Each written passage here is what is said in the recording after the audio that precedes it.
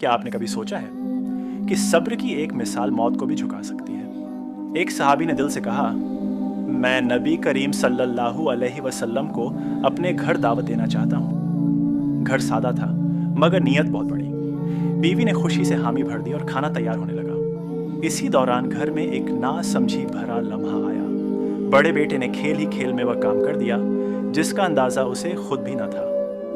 एक बच्चा उस हादसे का शिकार हो गया और डर व घबराहट में दूसरा बेटा भी इस दुनिया से रुखसत हो गया। घर की खुशियां एक पल में सन्नाटे में बदल गईं। माँ का दिल टूट गया मगर जुबान से कोई शिकवा नहीं। उसने कहा, अल्लाह के मेहमान की दावत में कोई कमी नहीं होगी। जब नबी करीम सल्लल्लाहु अलैहि वसल्लम तशरीफ लाए, आप सल्लल्लाहु अलैहि वसल्लम ने फरमाया, मैं खाना तभी खाऊंगा जब तुम्हारे बच्चे साथ बैठे। दुआ हुई और अल्लाह के हुक्म से दोनों बच्चे जिंदा होकर उठ बैठे।